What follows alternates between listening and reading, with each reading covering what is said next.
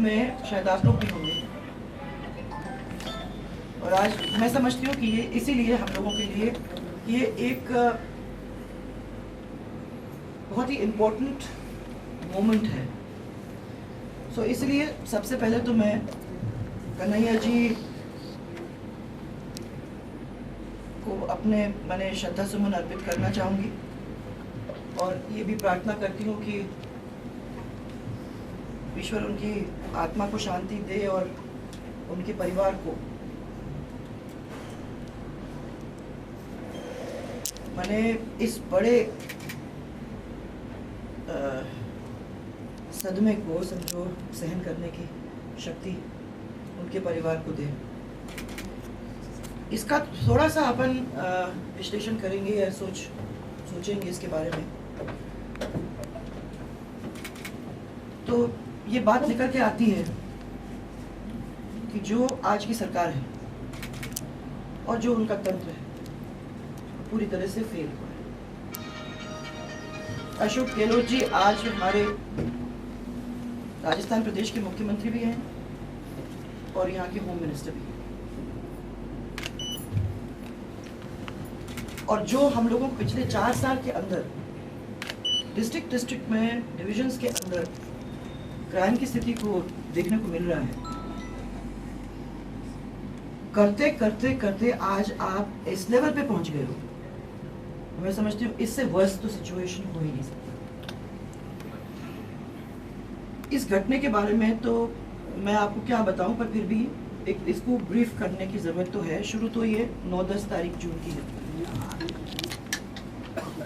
और 10 जून को बताते हैं कि जो आपका धान मंडी थाना है, उस धान मंडी थाने के अंदर कन्हैया के खिलाफ कुछ व्यक्तियों ने एक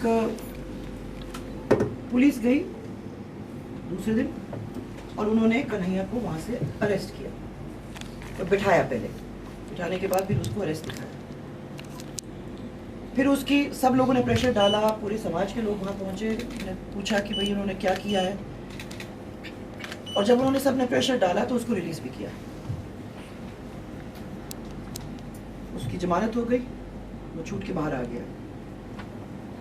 15 को उसने परिवाद पेश किया कि भैया मेरे जिंदगी के लिए चिंता हो रही है, मेरे को डर लग रहा है कि लोग आ रहे हैं जा रहे हैं और मैं अपने जीवन के लिए चिंतित हूँ करके उसने वो व्यवहार के बारे में बताया कि भैया इनका बड़ा संदिग्ध व्यवहार है, इसीलिए मैं चिंतित हूँ। फिर उसने कहा पुलिस वालों के पास जाके कि भाई मेरी जान का खतरा है, उसको बचाने के लिए आप हमें सुरक्षा दे दें। परंतु जो सीरियसनेस के साथ वो केस उसके खिलाफ रजिस्टर किया गया था, उसी सीरियसनेस के साथ जो उसने अपना दर्ज किया था, उसके लिए जितने सीरियसली मामला लेना चाहिए था वो सीरियसली नहीं लिया गया।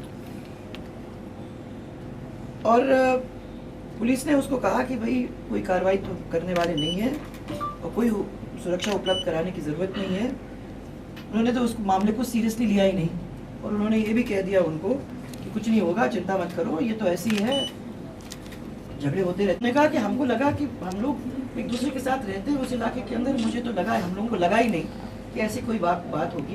बहुत सदियों से हम लोग साथ हैं वहाँ, इसलिए हमने भी उसको ज़्यादा प्रेस नहीं किया।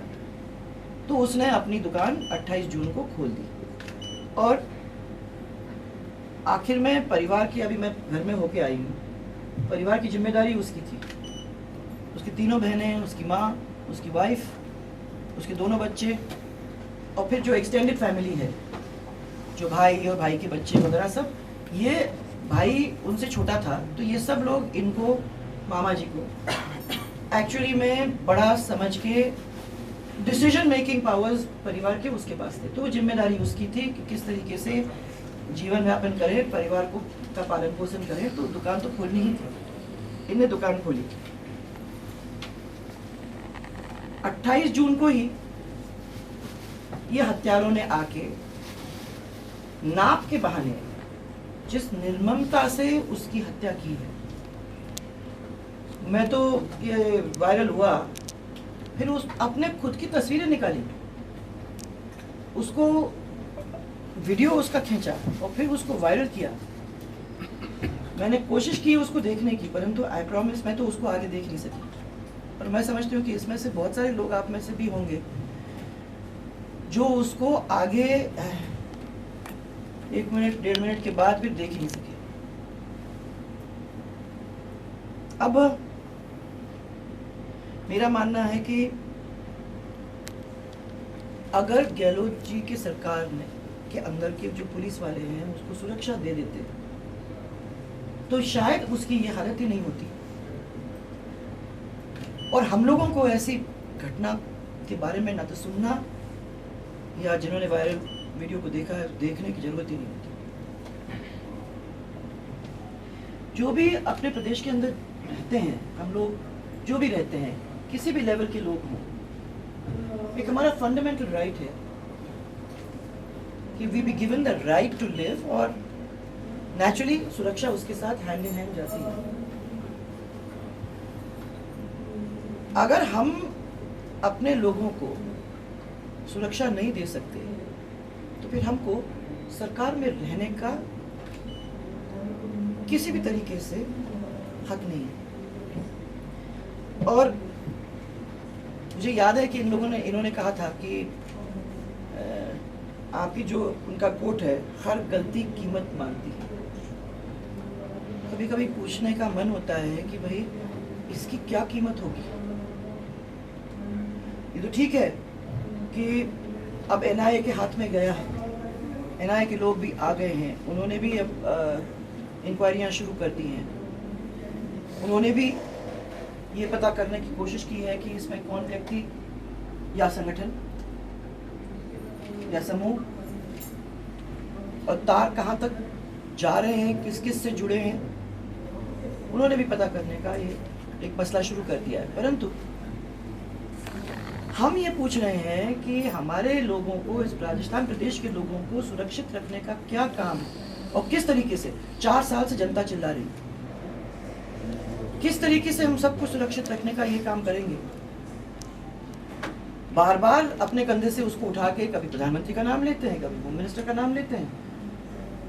हम एक दूसरे के कंधे के ऊपर उसको नहीं छोड़ सकते। हमको बैठ के अपने जिम्मेवारी को अपने लेके और उसको अपने लेवल के ऊपर सॉर्ट आउट करने की कोशिश करनी है। परंतु समय मिले तब ना।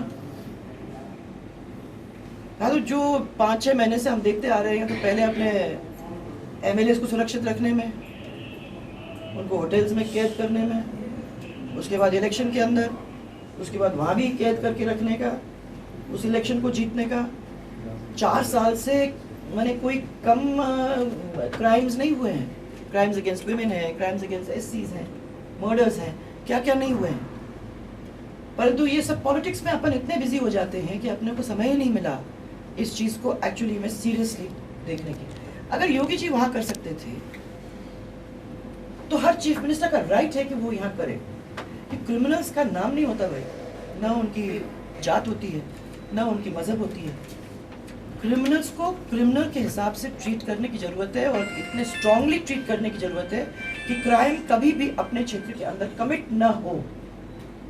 ऐसी परिस्थिति अपने को लाने की ज़रूरत है।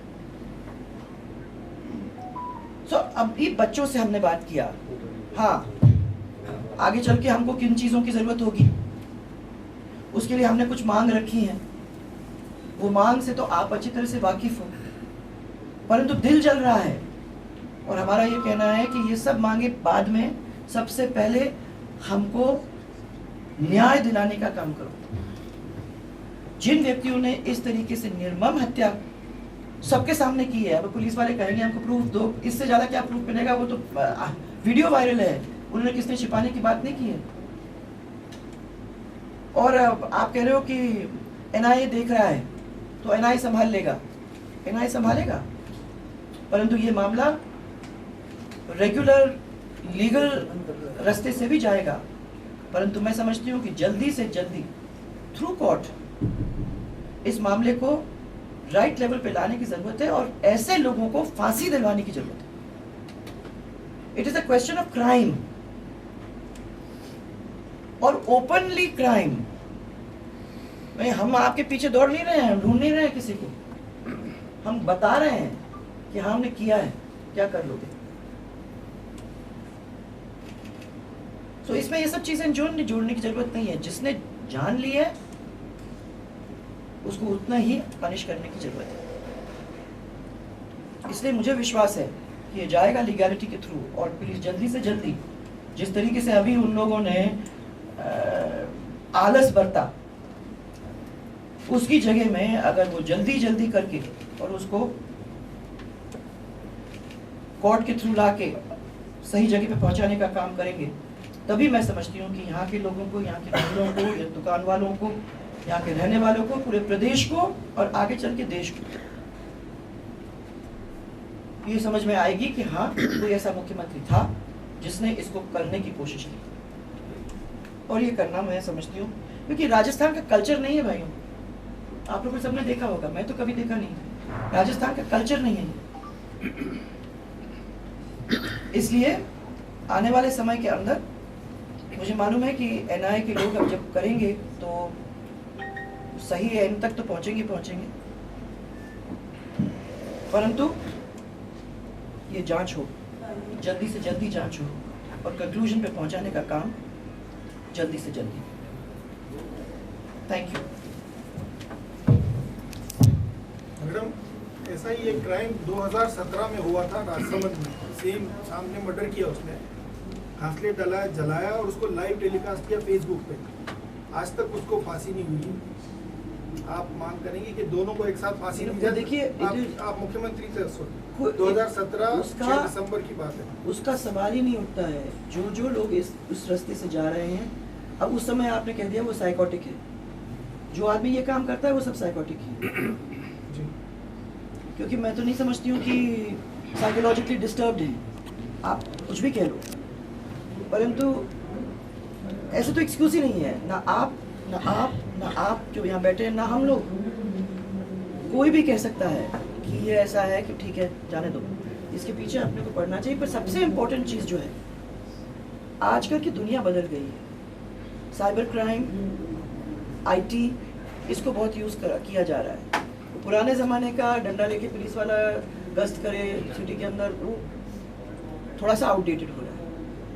सबसे बड़ी बात तो ये होगी कि पुलिस एक नए किस्म की ट्रेनिंग, नए सोच के साथ और जल्दी से जल्दी, ताकि ये नए किस्म के क्राइम्स को ट्रेस करने का काम और तार जोड़ने का काम एफिशिएंटली और जल्दी हो सके, उसके लिए अपने को ये सब काम करने की जरूरत है।